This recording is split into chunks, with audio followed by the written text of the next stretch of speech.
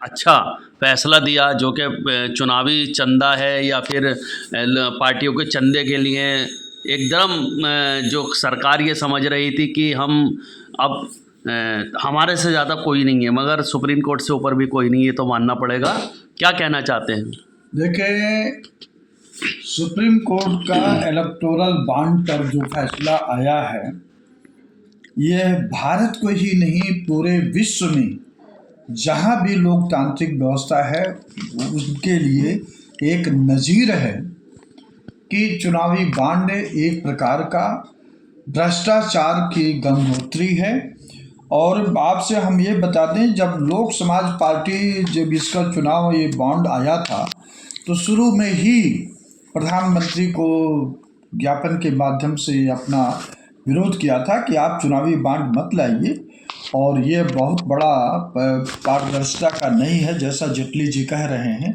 लेकिन भाई उनको लोगों की बात कहाँ मानना था, उनको तो अपना मनमाना करना था, इसलिए नहीं माने। अब सुप्रीम कोर्ट ने इस चुनावी बॉन्ड को रोक लगा दिया, रद्द कर दिया है, और कि आप इसको 3 मार्च तक निर्वाचन आयोग की वेबसाइट पर डालिए। शर्मा जी, श्रोता ये जानना चाहते हैं कि ये चुनावी बॉन्ड, ये जो अलग अलग बॉन्ड पे जो फैसला आया है, इसका पूरे तरीके से बताइए कि आखिर इसमें क्या फ़ायदा और क्या नुकसान है। देखिए, चुनावी बॉन्ड पहले जान लीजिए कि 2017 का जो फाइनेंशियल बजट था, तत्कालीन वित्त मंत्री अरुण जेटली ये चुनावी बॉन्ड लाए थे, इलेक्टोरल बॉन्ड, और वे कहे थे कि इससे चुनाव में पारदर्शिता आएगी, चंदा में। ये चुनावी बॉन्ड है क्या कि कोई भी व्यक्ति, सिंगल पर्सन या कंपनी या कारपोरेट घराने 1,000, 10,000, 1 लाख, 10 लाख, 1 करोड़ या उससे ज़्यादा की रकम SBI बैंक यानी स्टेट बैंक ऑफ इंडिया के चुनिंदा शाखों से ये बॉन्ड खरीद सकती, अब तो नहीं, अब तो पहले जो था खरीद सकते थे, और उस बॉन्ड को किसी भी पार्टी को चंदा दे सकते थे। निर्वाचन आयोग उस व्यक्ति या स्टेट बैंक उस चंदा देने वाले व्यक्ति का नाम उजागर नहीं करेगा। और जेटली जी ये तर्क दिए थे कि अगर चंदा देने वाले का नाम उजागर हो गया तो जो पार्टी कम चंदा पाएगी या नहीं पाएगी वो सत्ता में आएगी, तो नाम पता होने पर चंदा देने वाले के खिलाफ कार्रवाई होगी, उनको प्रताड़ना होगा। ऐसा करके वो तर्क दिए थे। लोक समाज पार्टी इसके लिए, देखिए, चुनाव का जो चंदा होता है, जैसे अमेरिका में राष्ट्रपति का चुनाव होता है तो वह भी चंदा से होता है, ऐसी बात नहीं। वहाँ की कंपनियाँ देती, कॉर्पोरेट लोग देते हैं, इंडिविजुअल देते हैं, 2 पार्टियाँ वहाँ पे, तो उनको भी देते हैं। लेकिन ये व्यवस्था इस तरह से इसी भारत में, इसी इंडिया में यह व्यवस्था थी कि कोई भी कंपनी जो लाभ होता है उस लाभ का 7% से ज़्यादा किसी भी पॉलिटिकल पार्टी को चंदा नहीं दे सकते थे। लेकिन इन्होंने कर दिया कि कोई लिमिट नहीं, यहाँ का तक कि घाटा भी कोई कंपनी है तो वो भी चंदा दे सकता है। तो ऐसा करके देखिए, अगर जब जांच होगा इस चुनावी बॉन्ड का खेल, जो खेल खेला गया 2018 से अब तक, तो ये पता चलेगा कि हो सकता है MP लोग जो MP फंड का पैसा है उससे भी चुनावी बॉन्ड खरीद करके अपने पार्टी को दे दिए हों, या भाजपा कांग्रेस भी कर सकती है ऐसा, या ऐसा भी हो सकता है कि जो मंत्री किसी डिपार्टमेंट के हैं उसमें पैसा घोटाला करके उस घोटाले की राशि को चुनाव बॉन्ड खरीद करके अपने भाजपा को दे दिए, ऐसी भी हो सकती है। ये तो तब बात होगा जब जांच की बात होगी। अब इसके लिए आगे हल क्या है, कैसे इसको कर सकते? तो इसमें हल ये है, 1978 में तत्कालीन प्रधानमंत्री स्वर्गीय मोरारजी भाई देसाई, उन्होंने इस इलेक्शन सिस्टम को रिफॉर्म करने के लिए जस्टिस वीएम तारपंडे की एक कमेटी गठित की थी और उस कमेटी में कई सदस्य थे।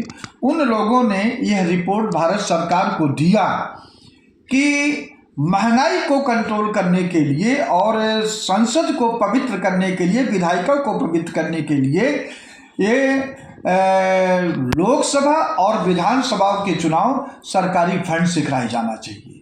अब देखिए, मोरारजी भाई का कार्यकाल पूरा हो गया 89 में, 89 वित्त जो अपना स्काई लैब का वो था। अब उनकी सरकार गिर गई, फिर चौधरी चरण सिंह की सरकार बनी, फिर इंदिरा जी बनी, फिर इसके बाद में राजीव गांधी की सरकार बनी, फिर उसके बाद में इनका मनमोहन सिंह का नरसिंह राव की सरकार बनी, उसके बीच के उसके पहले चंद्रशेखर जी का सरकार रहा, फिर साझा मोर्चा की कुछ समय तक सरकार रही, फिर अटल बिहारी वाजपेयी, फिर मनमोहन सिंह, अब नरेंद्र मोदी जी की सरकार चल रही है। किसी ने यह जस्टिस वीएम तारपंडे की रिपोर्ट नहीं लागू की, जबकि लोक समाज पार्टी के विजन में है, उसके अपना कंसेप्ट ये है कि जब सत्ता आएगी लोक समाज पार्टी की, तो जो विधानसभा है, लोकसभा है, उसका चुनाव सरकारी फंड से कराया जाएगा। इससे ये प्रॉफिट होगा कि जो सरकार आज भाजपा की या इसके पहले कांग्रेस की जो सरकारें रही हैं या अन्य पार्टियों की, जनता पार्टी की, सभी जो है इसमें जो अपना कॉर्पोरेट घरानों से पैसा लेते थे। अपना चौधरी चरण सिंह को तो मैं नहीं कह सकता, लेकिन और लोग अपना लेते थे। तो उसका परिणाम ये होगा कि जब हम किसी भी कॉर्पोरेट घराने से पैसा नहीं लेंगे, तो जो सरकार बनेगी लोक समाज पार्टी को, तो कभी भी किसी भी कीमत पर कॉर्पोरेट घराने या किसी व्यापारी घराने को लूटने को, इस देश को लूटने का मौका नहीं दिया जाएगा और मनमाना दाम नहीं बढ़ने दिया जाएगा। इससे महंगाई पर लगाम लगेगा। आज देखिए, आप उस पर बारीकी से अध्ययन होगा तो पता चलेगा कि इसमें नरेंद्र मोदी जी जिस कारपोरेट घराने से पैसा लिए हैं उनको लूटने का मौका दे रहे हैं। कभी आलू का दाम बढ़ गया, कभी प्याज का दाम बढ़ गया, कभी टमाटर का दाम बढ़ गया, और कभी का ये मेडिसिन के दाम बढ़ जा रहे हैं, सीमेंट, लोहा, सरिया।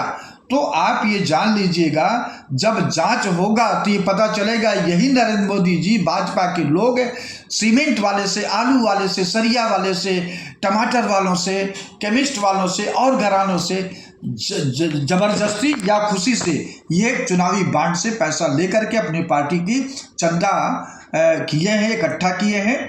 और जब जस्टिस वीएम तारपंडे की होगी तो ये नहीं कर पाएंगे।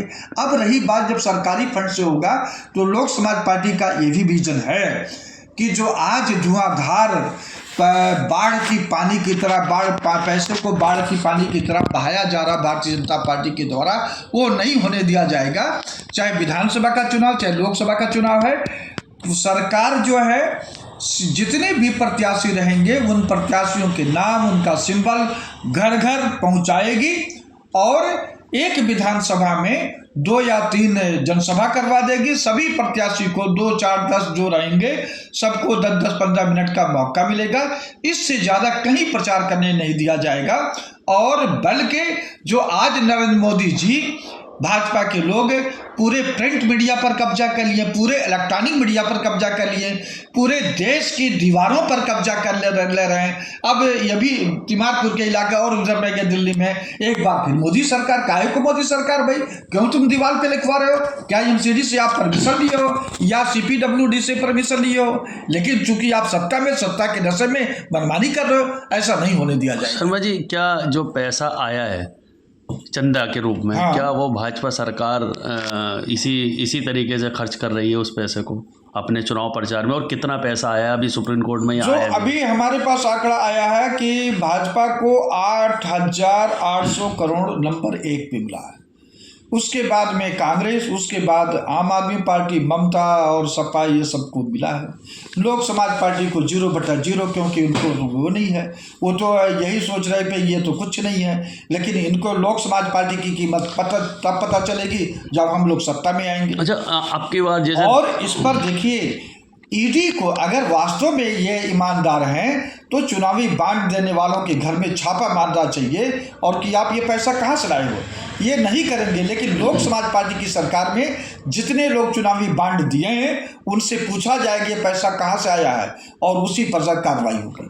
शर्मा जी, हमारा सवाल था कि जैसे आप बता रहे हैं अभी 10 साल पूरे होने वाले हो चुके हैं, लगभग हाँ, हो जाएंगे, फिर 5 साल के लिए फिर प्रधानमंत्री अपना प्रचार करने के लिए निकल चुके हैं रथ लेकर। क्या जैसे विदेशों के अंदर, जैसे अब अमेरिका के अंदर 2 बार से ज़्यादा तीसरी बार कोई राष्ट्रपति नहीं बन सकता, क्या दिल्ली हमारे भारत के अंदर भी ऐसा होना चाहिए, राष्ट्रपति हो या इस पर प्रधानमंत्री? हम आपको अलग से चर्चा करेंगे।